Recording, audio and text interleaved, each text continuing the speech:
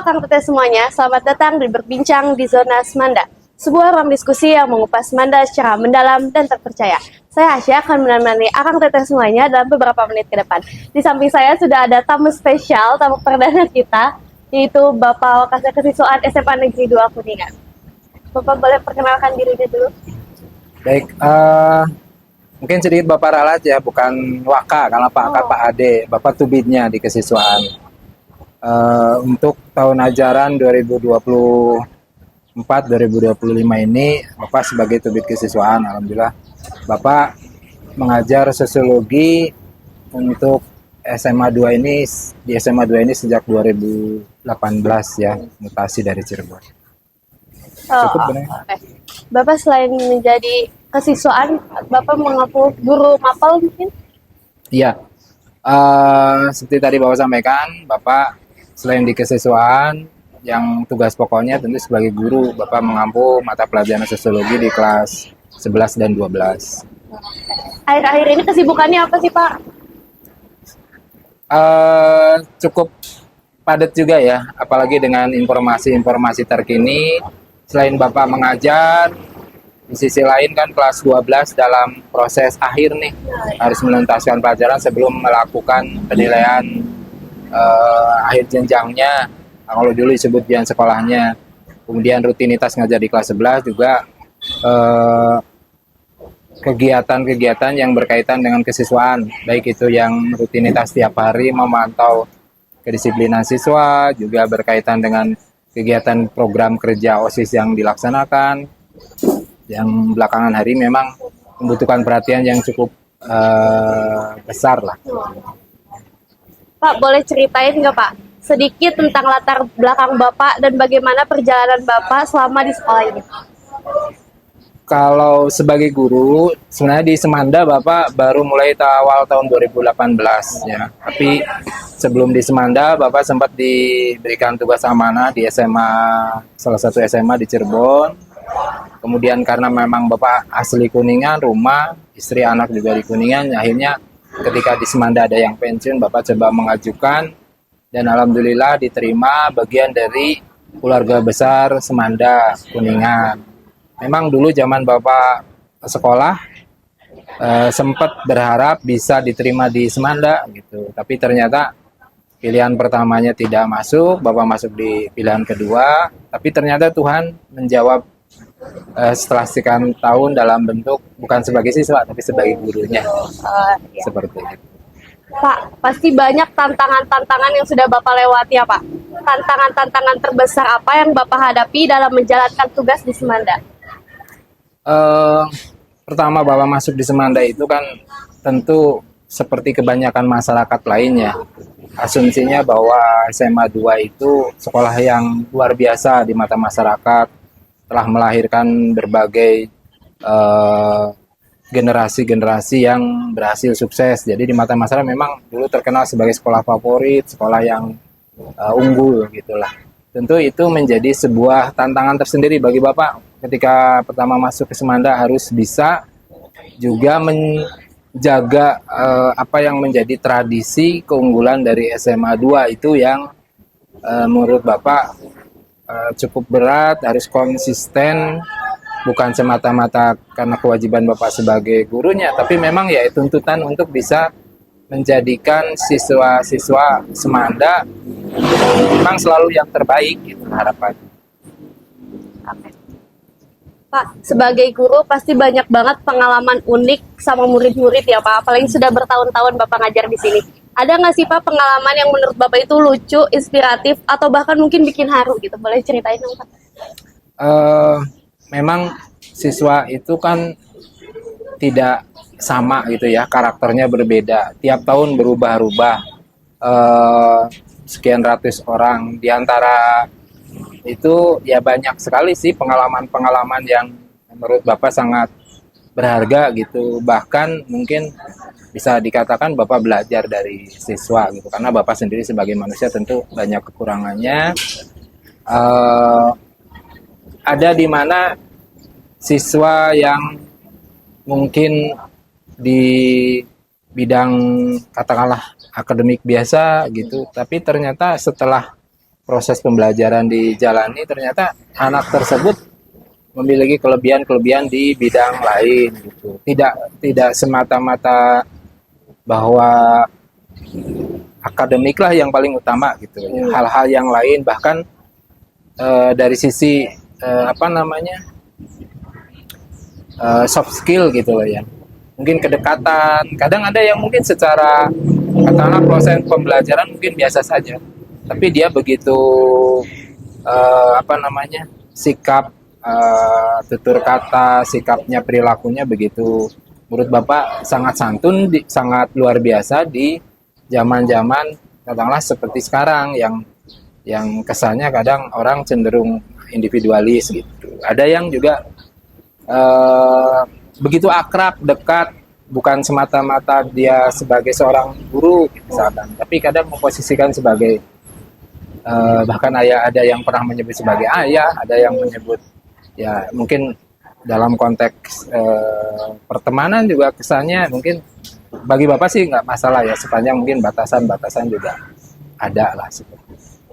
Oke, Pak, Bapak kan udah lumayan lama ya mengajar di sini.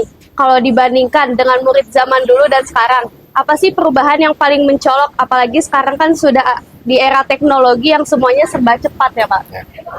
Tentu sangat berbeda ya. Di satu sisi Bapak mungkin tumbuh kembang dulu ketika sekolah itu teknologi masih bisa dibilang ya belum berkembang lah ya, masih sangat rendah sekali. Di sisi lain ketika Bapak sekarang sebagai pendidik, sebagai guru, teknologi begitu masif luar biasa, dan ini tentu Bapak harus bisa menyesuaikan gitu ya, dalam arti bahwa memang nggak bisa Bapak menuntut anggaplah proses pembelajaran itu seperti layaknya mungkin zaman Bapak dulu ketika sekolah seperti itu, tapi mengikuti perkembangan. Makanya juga itu tuntutan bagi guru-guru termasuk Bapak bisa menyeimbangkan, karena siswa sekarang kan disebut Gen Z itu sangat melek sekali terhadap teknologi gitu ya. Bahkan dari sisi lain kadang kita ya harus akui guru mungkin ketinggalan jauh dengan konteks itu. Nah, ini yang menjadi sesuatu yang harus tidak boleh kita juga tetap berdiam diri mengikuti, sehingga kemudian bisa memberikan pendekatan-pendekatan yang maksimal dalam proses belajar terhadap siswa. Oke. Sebagai kesiswaan nih Pak, bisa nggak Bapak ceritain sedikit tentang tugas dan tanggung jawab Bapak sebagai sebagai kesiswaan di bidang di sekolah itu memang ada 4 bidang utama yang membantu kepala sekolah ya. Selain kurikulum, humas, sarana prasarana, salah satunya adalah kesiswaan. Tentu bidang kesiswaan ini yang hampir berkaitan dengan segala bentuk kegiatan ataupun hal-hal yang berkaitan dengan siswa gitu ya. Yang paling utama tentu bagaimana agar bisa menjaga kondisivitas siswa selama di sekolah, bisa menjalankan apa yang menjadi tujuan utamanya datang ke sekolah. Jadi misalnya tujuan utama proses belajar, walaupun belajar itu kan tidak hanya dalam konteks di dalam kelas, kemudian belajar tentang mata pelajaran bersama Bapak Ibu guru, tapi juga belajar dalam hal lain, mungkin dalam konteks berorganisasi. Makanya kesiswaan juga membawahi OSIS kan, OSIS dan eskul. Nah, Bapak rasa belajar dalam konteks berorganisasi di OSIS, di eskul itu adalah kesempatan yang luar biasa yang harusnya bisa dimanfaatkan oleh siswa, dan itu menjadi bagian dari apa yang harus dibina, kemudian dibimbing, juga dievaluasi oleh kesiswaan agar apa yang menjadi tujuan dari semua itu tidak hanya dalam konteks secara akademiknya, tapi juga non akademiknya siswa bisa menjalani dengan maksimal, bisa memaksimalkan juga potensi-potensi yang mereka miliki.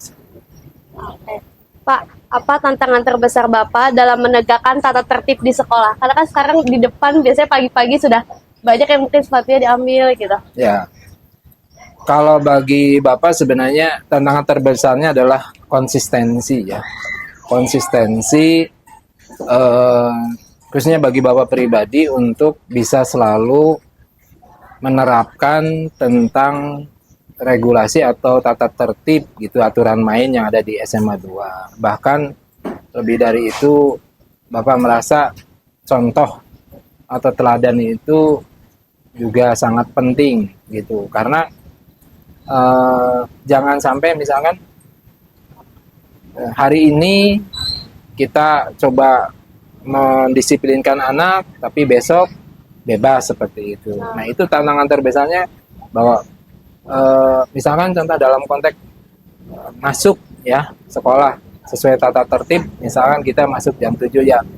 Kita harus konsisten gitu. Karena faktanya ya walaupun tidak selalu sama siswanya, selalu ada saja sih satu dua yang terlambat. Nah, kita harus terus mengedukasi itu.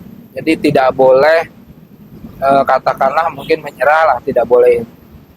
Ya, karena itu bagian dari menurut Bapak sebagai tanggung jawab di kesiswaan, walaupun kadang ya mungkin ya cukup berat juga, harus misalkan pagi-pagi ya harus konsisten datang lebih pagi, memantau siswa, bahkan pulang juga sering, bahkan pulang lebih akhir, harus memantau juga siswa apakah masih ada yang katakanlah beraktivitas di sekolah tapi tidak pada proses sebagai tujuan belajarnya gitu.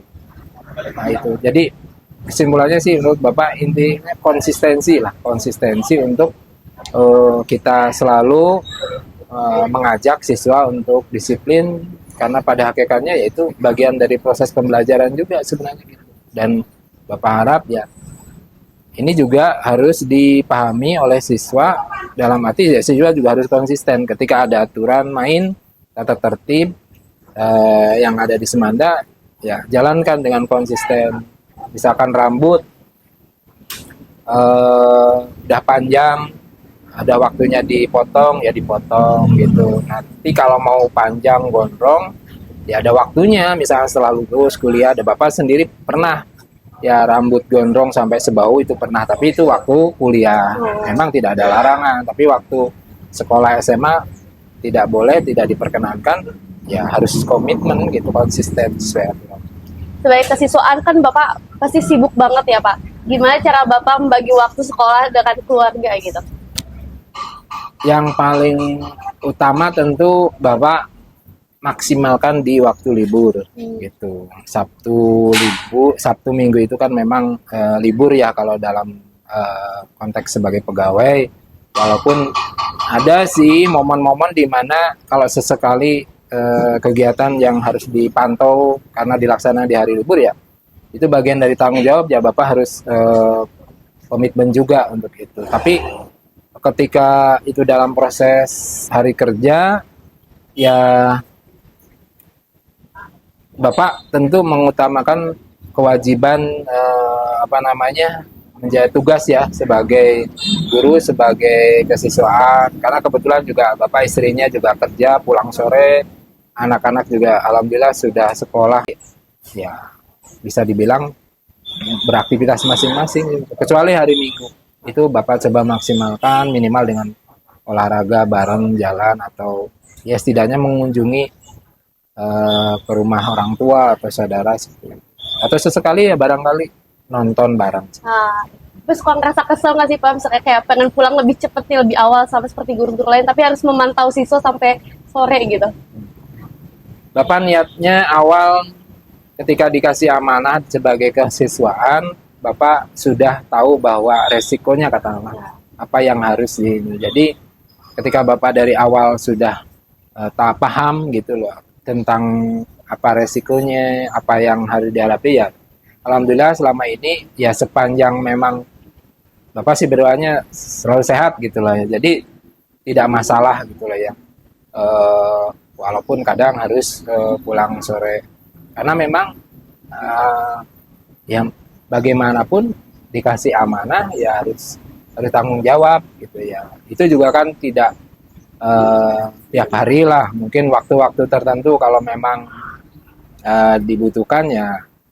Kan kebetulan kesiswaan kan ada dua ya, Pak Ade sebagai wakannya, Bapak sebagai tubinnya. Yang penting ada koordinasi gitu. Misalkan kalau Bapak memang ada hal-hal yang tidak bisa ditinggalkan, harus segera pulang. Nah, misalkan beberapa waktu lalu misalkan karena anak sakit harus ke dokter misalkan sore-sore gitu. Maka ya itu juga kan hal yang penting. Maka Bapak koordinasi misalnya dengan Pak Ade. Pak Ade mungkin saya duluan gitu. Nah, kebetulan Pak Ade bisa komitmen selama ini sore memang ada semacam pembagian tugas tidak tertulis lah. Jadi kalau Bapak itu cenderung lebih pagi datangnya, nah, makanya Bapak sering di depan untuk memantau ketika masuk. Sedangkan Pak Ade itu cenderung lebih lebih akhir pulangnya. Jadi ada semacam pembagian tugas yang tidak tertulis, tapi itu komitmen kita berdua sehingga saling melengkapi gitu loh ya. Walaupun kadang Pak Ade-nya juga sering juga datang pagi bareng-bareng, bapaknya juga yang sering kadang pulang sore larut bareng-bareng, apalagi kalau ada kegiatan. Jadi tidak masalah lah gitu. Ya toh mungkin ketika tanggung jawab amanah sebagai siswaan kan kalau di SMA 2 ada batas periodenya ya 2 tahun seperti itu. Ketika bergulir seperti itu misalkan sama bagian ada yang terpilih guru yang lain, mungkin kan Bapak tidak sibuk itu lagi barangkali gitu. Mungkin barangkali gitu. Oke Kang Teteh, sekarang kita masuk di segmen mitos atau fakta. Bapak, mitos atau fakta sih ilmu sosiologi itu hanya mempelajari sifat dan sikap manusia saja? Fakta ya, walaupun kalau boleh mungkin Bapak sedikit menambahkan, ya sosiologi itu cakupannya sangat luas kan. Pada prinsip dasarnya sosiologi itu kan ilmu yang pelajari tentang kehidupan masyarakat. Ya, masyarakat itu kan sangat luas sekali. Bahkan Bapak pernah waktu zaman kuliah itu mempelajari sosiologi sampai ke bidang-bidang spesifik tertentu. Misalkan sosiologi kesehatan, sosiologi hukum, sosiologi agama, sosiologi pedesaan, perkotaan, dan lain sebagainya. Tapi yang menjadi objek kajian utamanya kan memang manusia. Baik itu sifat, perilaku, karakter, termasuk hubungan-hubungan atau interaksinya di antara masyarakatnya gitu. Oke, lanjut. Mitos atau fakta sih guru di Semanda lebih memberikan banyak apresiasi pada peserta akademik saja? Fakta juga, tapi menurut Bapak sebenarnya sudah mulai berubah. Mungkin kalau dulu memang kita memahami sekolah SMA 2 itu sebagai sekolah favorit unggulan gitu ya. Itu menjadi istilahnya ciri utama memang kelebihannya di bidang akademik gitu. Bapak pernah mendengarkan dari guru-guru senior yang bahkan sudah pensiun, memang jadi ciri khas utama keunggulannya adalah akademik. Tapi pada proses perkembangannya sekarang dengan semakin dinamisasinya perkembangan, terus kemudian dinamisasi aturan-aturan dalam konteks pembelajarannya, maka kita tidak boleh hanya fokus dalam satu sisi saja akademik, tapi non akademik juga harus kita perhatikan. Contohnya kita ya beberapa hal misalkan di bidang olahraga, basket, kemudian di bidang pencaksilat, di bidang futsal juga kemarin terakhir juga itu kita mendapatkan kejuaraan-kejuaraan, dan itu bukti di mana ya SMA 2 tidak hanya fokus di bidang akademik saja sih. Walaupun tetap akademik itu menjadi ciri khas keunggulan utama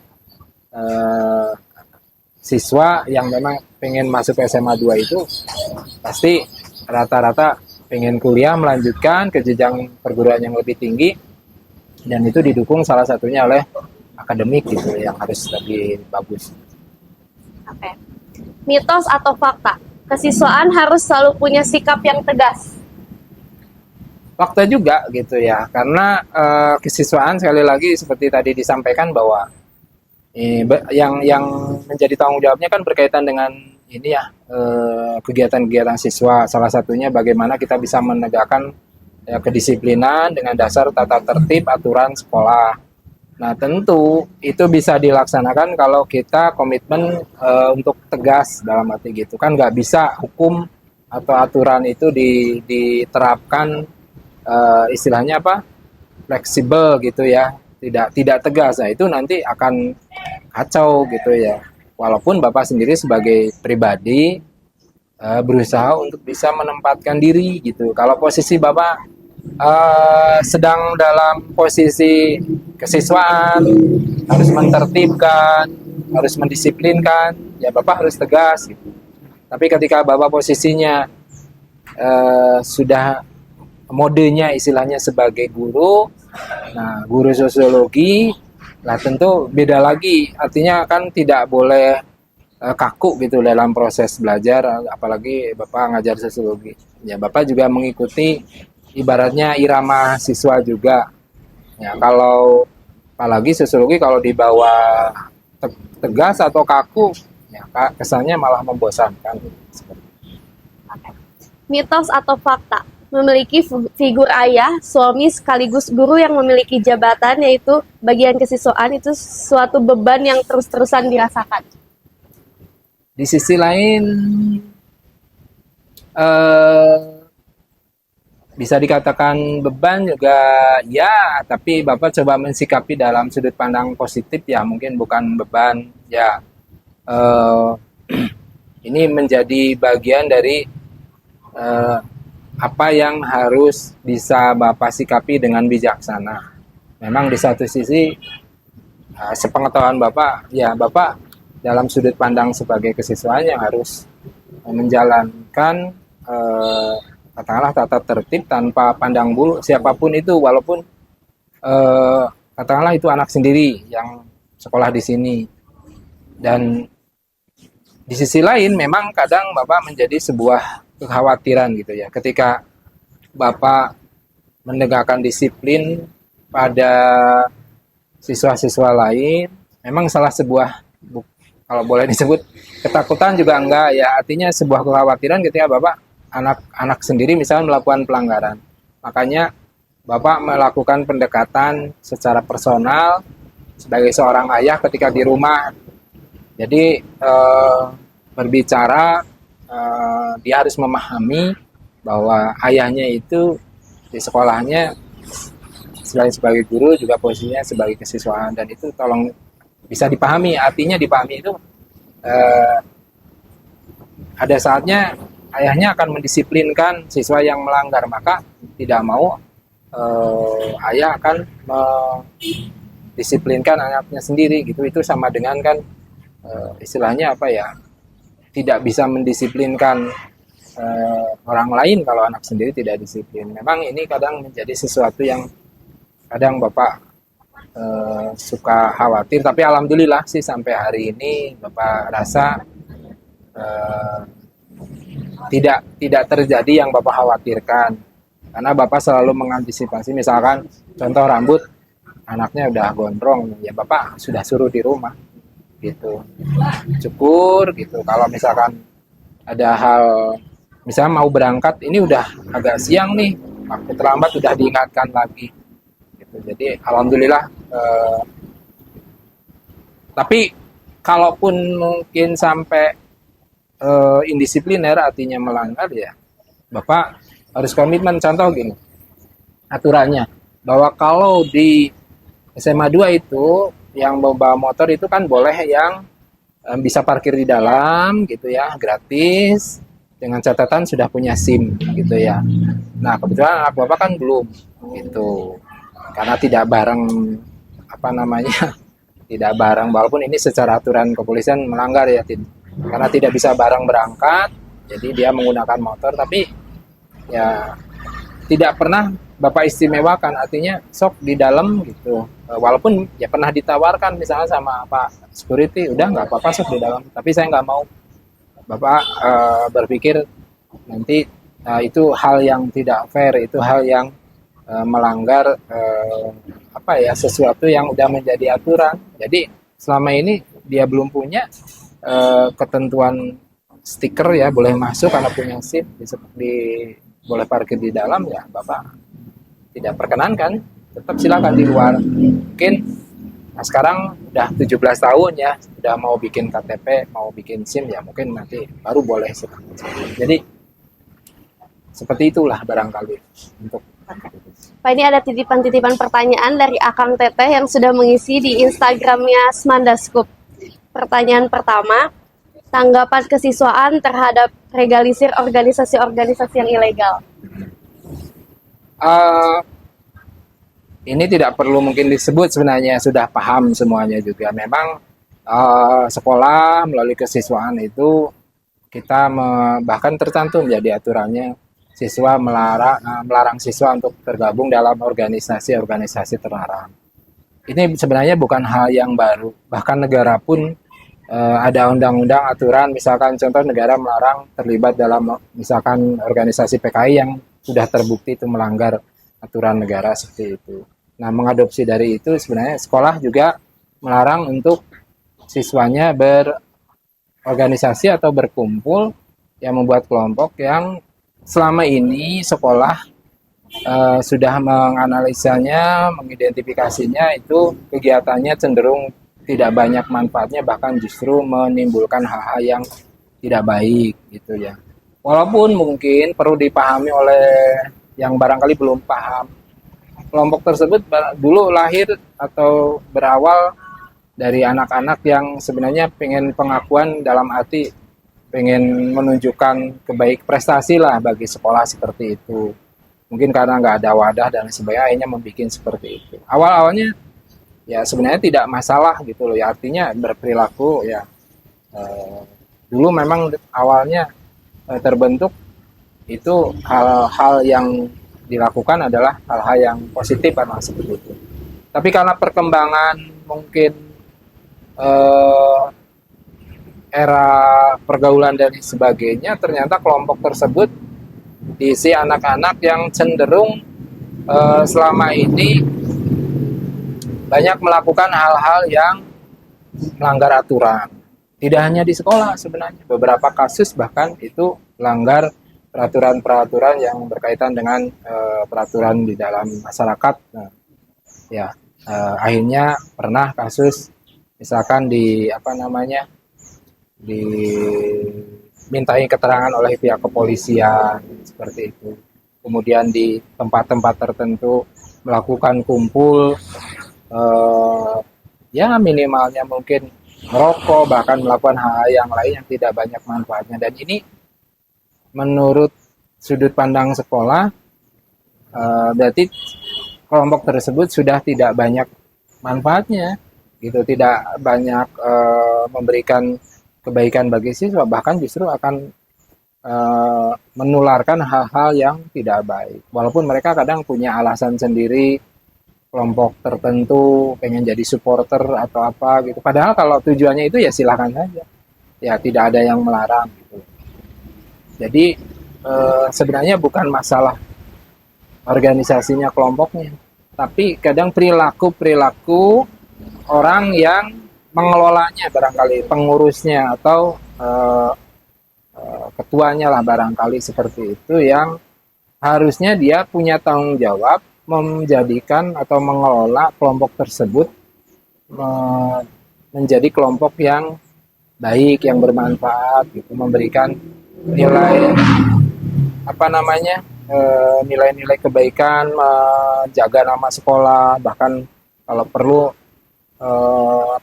membawa nama sekolah yang lebih baik lagi. Yang terjadi justru sebaliknya, ya ada tindakan-tindakan yang bahkan cenderungnya arahnya kriminal dan sebagainya, yang ini tentu sekolah tidak boleh membiarkan, karena prinsipnya bukan masalah melarang atau tentang kelompok itunya ya, tapi bagaimana agar jangan sampai tadi hal-hal yang tidak baik itu terus menular gitu. Karena bukan hanya sekedar sekolah yang berusaha untuk menjaga nama baik sekolahnya, tapi bahkan banyak alumni-alumni yang tetap peduli gitu. Jangan sampai sekolah alma maternya itu dirusak. Jadi seperti itu barangkali. Oke. Pertanyaan kedua nih Pak. Apa tanggapan Bapak tentang study tour atau slipas yang mungkin diberhentikan untuk saat ini? Eh, Bagaimanapun ya, sekolah itu kan lembaga yang secara resmi itu di bawah koordinasi, khususnya SMA itu di bawah koordinasi Dinas Pendidikan Provinsi Jawa Barat, kewenangan provinsi, pemerintah daerah Provinsi Jawa Barat. Nah, ketika kebijakan muncul dari pemerintah daerah provinsi tentang pelarangan studi tour gitu, walaupun kalau di kita namanya slipas ya, studi lapangan, ilmu pengetahuan alam dan sosial gitu. Ketika hal itu dilarang, dipastikan bahkan ada semacam ancaman sanksi bagi yang melanggar, maka mau tidak mau ya sekolah sebagai bagian dari institusi pemerintahan daerah provinsi harus mengikuti gitu. Walaupun sih Bapak berharap sebenarnya pemerintah bijak dalam arti oke lah mungkin di sekolah lain ada gitu ya yang melakukan kegiatan yang disebut studi tour itu dengan mewajibkan kemudian bahkan eh, kalau ada siswa yang tidak ikut kemudian apa namanya disanksi gitu atau bahkan tidak ikut tapi tetap harus bayar gitu. Nah, oke, kalau seperti itu memang tidak bagus gitu ya. Tapi kalau di SMA 2 itu sebenarnya kalau boleh nih kesempatan yang sebagus ini sebenarnya SMA 2 itu beda ya kulturnya. Kulturnya itu dari siswa, oleh siswa, dan untuk siswa. Dari siswa itu artinya kegiatan tersebut muncul dari aspirasi siswa yang kemudian dimintain persetujuan pada orang tua, ada bukti fisiknya, ditandatangani orang tua, kemudian ketika persetujuan itu orang tua ada muncul, maka dikonsultasikan ke sekolah melalui kesiswaan. Nah, dengan dasar itu maka kesiswaan melakukan bimbingan, melakukan pengarahan berdasarkan pengalaman bahwa kegiatan slipas itu atau studi tour itu dikelolanya oleh siswa itu sendiri. Mungkin kalau di sekolah lain mah kan ada istilahnya dikelola oleh EO ya, event organizer. Kemudian apa tujuannya kemana, kemudian kendaraannya pakai apa dan sebagainya ditentukan oleh pihak EO misalnya seperti itu yang kerjasama dengan sekolah. Di SMA 2 itu karena prinsipnya dari siswa oleh siswa itu kan berarti yang mengelola. Jadi misalkan mau kemana itu siswa yang menentukan. Mau kemananya itu misalkan menggunakan kendaraan atau bisnya apa, siswa yang cari bisnya. Tentu dengan bimbingan, dengan pengawasan dari sekolah melalui kesiswaan. Dan Bapak mengalami sendiri gitu ya. Contoh yang terakhir ini memang kita sudah melakukan survei bis kemarin, ada beberapa PO di survei itu siswa sendiri yang menentukan. Jadi siswa yang datang didampingi sama kesiswaan melihat baik secara interior maupun eksterior bisnya, fasilitasnya dan sebagainya dicatat. Kemudian kita coba lagi ke PO yang lain dicatat lagi. Nah nanti kemudian dari hasil survei itu diambil kesimpulan mana yang paling secara fasilitas, secara mungkin harga yang paling memungkinkan untuk digunakan, tentu dengan melihat semua itu paling mendasar adalah sisi bisnya misalkan aman tidaknya. Kemudian ke tempat tujuan mau kemana, penelitiannya di mana, mau istilahnya menggunakan hotelnya, nginepnya di mana, mau makannya apa, enak enggaknya, itu siswa sendiri. Makanya yang nyicipin siswa, hotelnya yang meriksa kamar hotelnya siswa, tempat penelitiannya. Kemarin terakhir ini kita coba survei ke Malang sampai 7 tempat kita datengin. Silahkan, ini memungkinkan enggak untuk dilakukan penelitian. Semua jadi sebenarnya oleh siswa yang melakukan, bahkan dalam konteks pengelolaan keuangannya juga siswa. Jadi siswa yang megang uang. Jadi ketika ada iuran untuk nanti kegiatan slipas itu iuran sekian misalkan. Nah itu dikumpulkan dalam satu rekening siswa yang mengelola seperti itu. Jadi ketika ada pembayaran, ada apa, yaitu atas sepengetahuan juga siswa. Nah, kalau nanti hasilnya seperti apa, ya itu tentu dasarnya untuk siswa itu tadi. Jadi dari siswa, oleh siswa, untuk siswa. Nah, dengan cara konsep seperti itu, dan Bapak pernah merasakan sebagai guru di 2 sekolah ya, yang terakhir di SMA 2. Ini adalah menurut Bapak sangat beda gitu loh. Dikelola oleh siswa, dilakukan oleh siswa, walaupun tentu dalam pengawasan bimbingan oleh sekolah melalui kesiswaan. Jadi bukan dalam konteks hanya bermain wisatanya saja, tidak. Kita melakukan memang studi lapangannya, terus kemudian yang paling penting itu siswa belajar bagaimana mengelola sebuah momen kegiatan yang luar biasa besar, bahkan itu acaranya artinya keluar sekolah. Itu kan tidak bisa dilakukan sembarangan gitu ya. Bahkan mungkin sekelas EO yang mungkin sudah profesional pun kadang tidak bisa maksimal melaksanakan. Nah, ini siswa sendiri, kita sendiri. Jadi yang mengelola uang siswa, yang menentukan prosesnya juga siswa. Itu sebuah pembelajaran yang menurut Bapak sangat langka didapatkan di sekolah lain. Dan itu didapatkan. Jadi ketika istilahnya lulus sekolah, anak tersebut, ya khususnya yang terlibat di panitia itu, dia akan membuka biro travel, dia membuka EO gitu, untuk membuka jasa perjalanan pariwisata. Dia, kalau anak-anak yang tadinya sudah pernah terlibat dalam kepanitiaan Slipas itu, Bapak rasa mampu, dia udah tahu gitu loh, bisa mengelolanya seperti itu. Dan ini tidak didapatkan di dalam proses pembelajaran yang biasa saja. Ini didapatkan di lapangan. Jadi prosesnya itu didapatkan di lapangan, kemudian ketika di lapangannya juga mendapatkan proses penelitian. Bahkan untuk beberapa tahun yang lalu, contoh gitu ya, kegiatan Slipas itu kan sampai bahkan kalau dilihat dari pembiayaan itu sampai ratusan juta. Nah, itu yang ngelola uang besar itu ya siswa sendiri. Dan ini luar biasa menurut Bapak. Kenapa? Tidak semua mungkin barangkali siswa pernah mengalami mengelola uang yang sebegitu besarnya. Dan itu dirasakan oleh siswa-siswa SMA 2. Dan ya bukan maksudnya menentang kebijakan, tapi tidak semua barangkali sekolah-sekolah itu melaksanakan kegiatan yang katakanlah merugikan ke siswa orang tua. Toh kalau yang tidak mampu, oke, tidak wajib gitu ya. Kalau tidak ikut ya tidak kena sanksi, paling ya diminta untuk mengamati di sekitar saja gitu loh. Barangkali itu sebenarnya berkaitan dengan Slipas ya. Tapi tetap kami karena kebijakan dari pemerintah provinsi tidak boleh, ya yang sekarang karena kita mengikuti arahan, mengikuti himbauan, ya maka untuk tahun ini ditiadakan.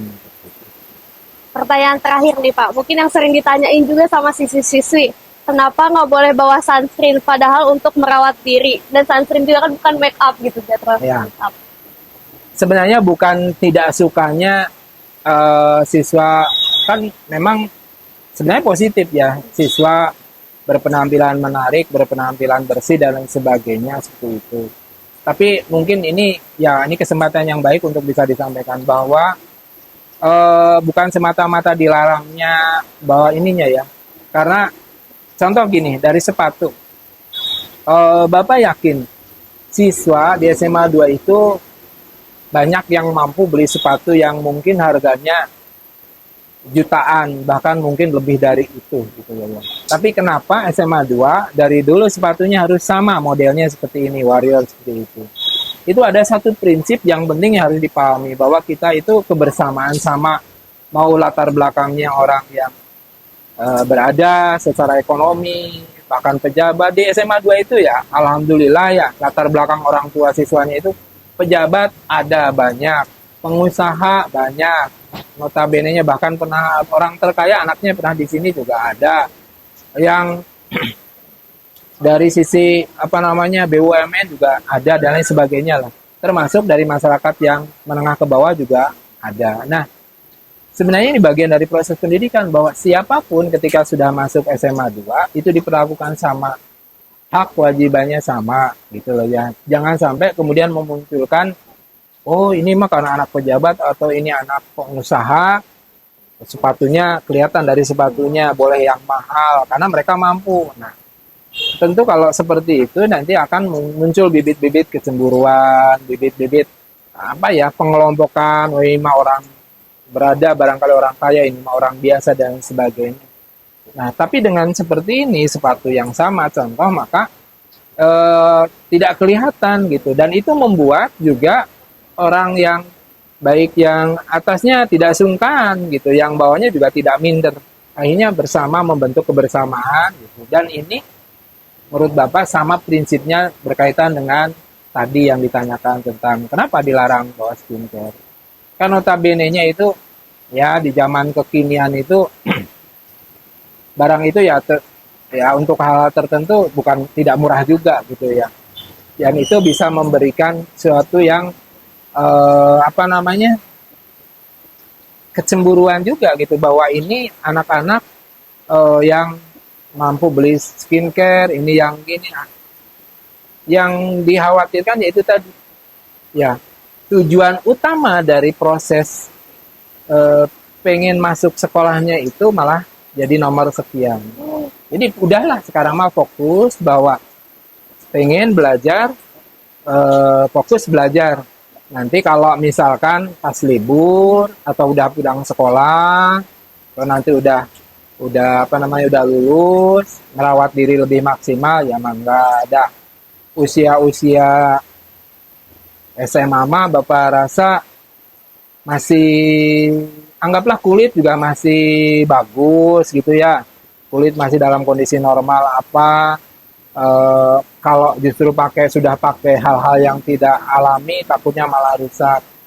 Toh nanti dengan penampilan alami, dengan penampilan yang sederhana itu akan membentuk karakter ya kita untuk sesuai dengan ininya visi kita, simpati prestasi. Kita bukan hanya prestasi secara akademik non akademik tapi berperilaku simpati atau bahkan empati terhadap lingkungan sekitar kita. Ya, jangan sampai kita mampu beli skincare gitu, tapi di samping kita, di sebelah meja kita anak, punten misalnya orang biasa, ya kalau dianya nerima mungkin nggak masalah, tapi coba kalau terus kemudian terpengaruh, maksa ke orang tuanya beli, minta skincare dan tidak murah, dan itu kan barang yang habis ya, habis pakai, nanti beli lagi seperti itu.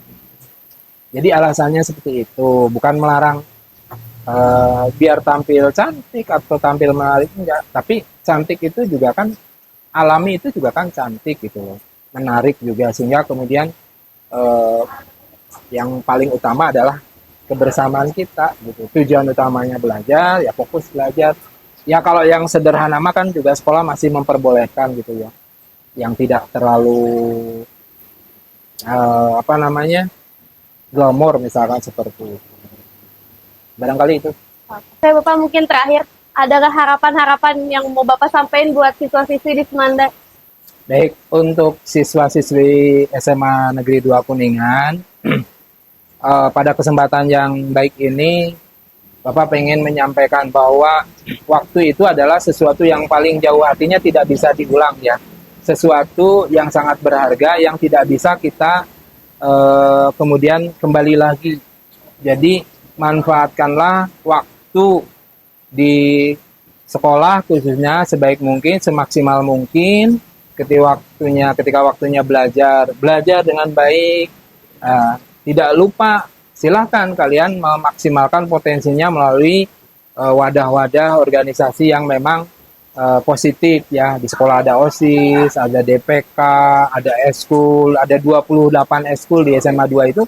Silahkan manfaatkan dengan sebaik mungkin, sehingga itu akan menambah kompetensi kalian. Kalian pintar secara akademiknya, juga kalian akan mendapatkan soft skill yang semakin terasa, semakin istimewa melalui kegiatan-kegiatan tersebut. Karena nanti ketika kalian sudah lulus, kalian tidak akan bisa mengulangi lagi waktu yang masa-masa di SMA itu. Bapak paham ya, barangkali di era sekarang ini ada istilahnya game, ada istilahnya mabar, ada istilah yang lain. Boleh silahkan, tapi yang penting bisa memanage waktu. Ya, kalau sesekali mungkin main game mabar dengan temennya, mangga ya. Tapi jangan sampai kelupaan waktu, tetap memaksimalkan waktu-waktu itu untuk mengejar apa yang menjadi cita-cita, apa yang menjadi tujuan kalian.